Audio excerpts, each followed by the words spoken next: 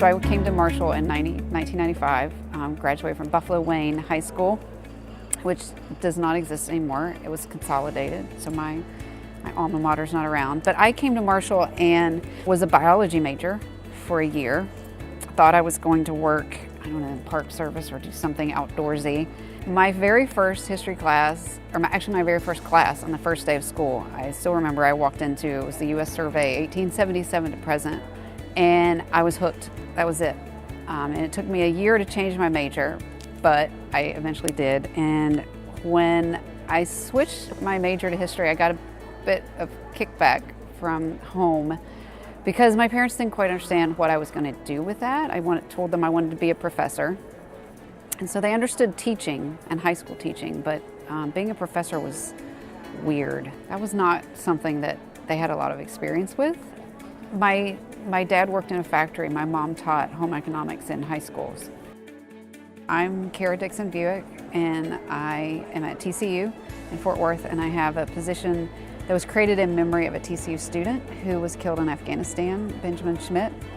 And so I'm the Lance Corporal Benjamin Schmitt Professor of War, Conflict, and Society in 20th Century America. When he died, he had said that he wanted his life insurance policy to create scholarship for TCU students to study history. So our top dissertation award is for a student in his name. And his family then said, we want to do more, and they created a professorship. And they said we want it to be war, conflict, and society. So they had this broader vision of not just military history, which could be defined more narrowly, I think, than war, conflict, society. And when I met his father, Dr. Schmitt, he said that he knew the cost of war on society, and he wanted other people to know that as well, not just in terms of bullets and tanks and drones, but what does war cost? What does it mean for the society that we wage war against? What does it mean for us in America? You know, I walk past a memorial with his name on it when I go to my office, and it makes it real, and it makes you really think about being privileged to do what you do. And so when the papers stack up and you think about, I've got to write this new plan for what we're going to do in class tomorrow, or I've got all of these committee assignments, you know, I get to do what I want to do, and I get to talk with students every day. You know, and look for students like I was, who came from this little small town. Having that support network around me, especially at Marshall, made all of the difference in the world.